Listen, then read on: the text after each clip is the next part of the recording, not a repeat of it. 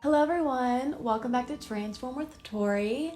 For those who are new, I am Tori and this channel is all about spreading positivity and growing. Welcome. If you are new, I am here today. I wanted to make a video of doing a post-grad life update. Let's get started.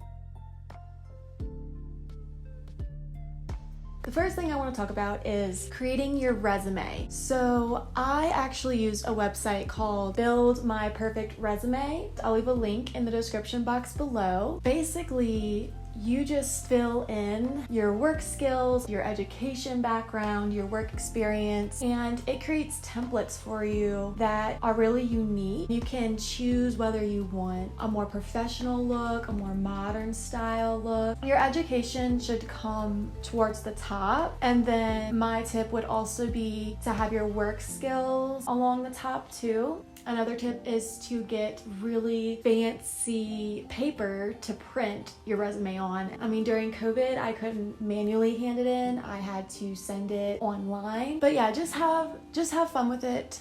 On that website as well, you can always go back and add things, which was really nice in case I forgot something on there that I wanted to go back and add. So you don't have to make it finalized the first time doing it. It can just be a rough draft. It's basically a paper that whoever you're trying to apply to, you're trying to stand out.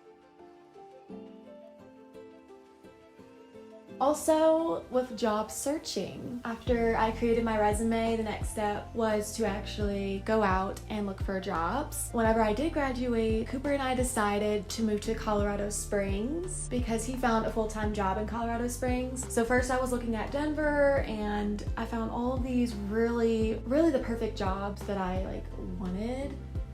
The ones that I found in Denver, they were a children's art studio that I would be their assistant if I got the job, and also there was a teaching assistant sub.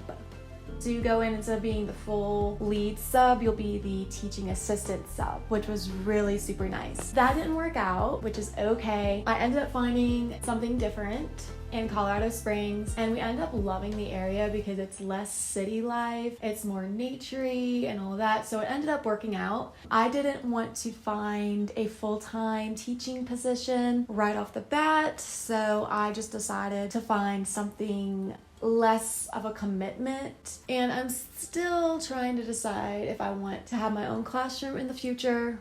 That's another video. Anyway, back on to job searching. I went on the website Indeed.com and just typed in the area, Colorado Springs, whatever area you're looking for, type that in. Also search for job related, what kind of field you're looking for, whether that's in the art field, whether that's in engineering, a doctor. If you type in Colorado Springs jobs, everything's gonna come up and you're gonna have thousands of searches. My problem when I was job searching was there was not many options for teachers because of the fact that it was mid-semester and a lot of teachers already had their jobs lined up. So it was really hard for me to find jobs right away. So I was just feeling that anxiety and just uncertainty. I had all these what ifs, like what if we get there and I can't find a job, but I just kept pushing on and just trusting that eventually I will find something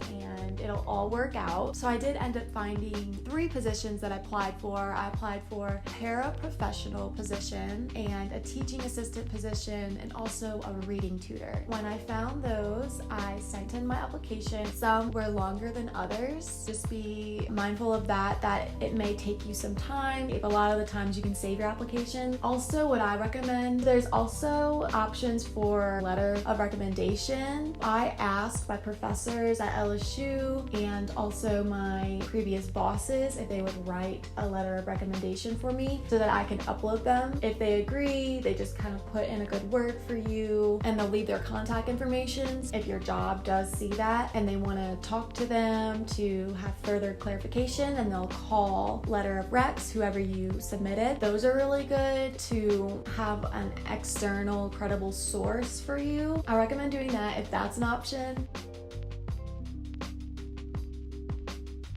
Basically after that, after you apply, it's just the waiting game, which might be the hardest part of it all, is just waiting to hear back from them. Some of the ones that I applied for took about a month until I heard back. It could take a month, it could take a few weeks. It just depends on, how far they got through the application and looking through everybody's applications. It just really depends. We went to go check out places and we drove from New Orleans to Colorado, and during that trip, whenever we were looking for places, I actually got 3 callbacks from my applications, and I was just blown away. They asked if I wanted an interview for them. I told them yes, and I kind of set those interviews to where they didn't interfere with one another.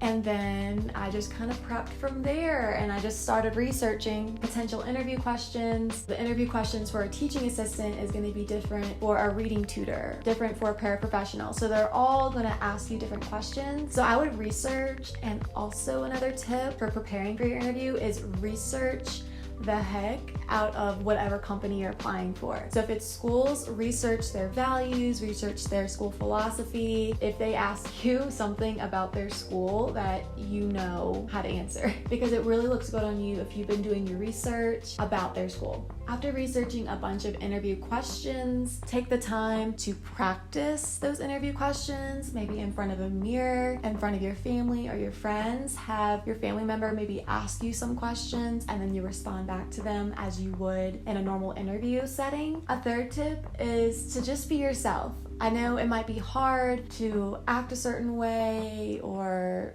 they're actually hiring you as the person you are, and you're going to be working with the people and the environment. If you are yourself and they reject you, then it wasn't meant to be, because maybe you just weren't the right fit for them. In the long run, if you are yourself on the job interview, and if they like you for who you are, then that's all that matters.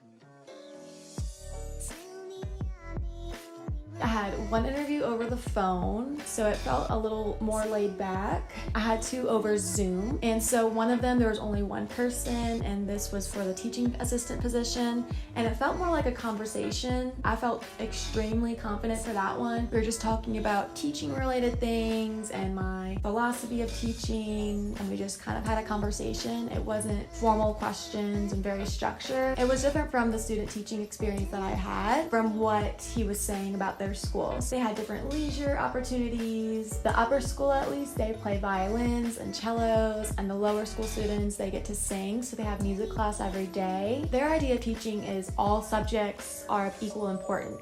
I really, really liked that idea. Also, the other school that I got an interview request for, they were the reading tutor position. Their school was the arts integrated, which I was very, very interested in, but here's what happened. I didn't completely research what reading tutor meant. The reading tutor position was actually meant for a reading interventionist, which in my eyes, if you're a reading interventionist, then you probably have more teaching experience. Therefore, you're able to really know a plan for each individual student based on their needs. And I was just getting out of college, just getting out of the student teaching experience. I really wanted to work in that school, but I didn't think that I would get that particular position, and I didn't end up getting that position. They did email me back and said that they would really think that I would be a really great team member in the future, so look for future positions. So I got some rejections, and I got an acceptance as a teaching assistant at a 2nd grade classroom. That's what I am now. And yeah, it just starts from you making your resume and getting those letter of rec and a waiting game, and then you being yourself on the interview, and then you just waiting to see what happens after that, and then you start the job. So that is all I have for y'all today. There will be more videos in the future. Stay tuned for that. I hope you have a fabulous rest of your day, and I will see you next time. Bye!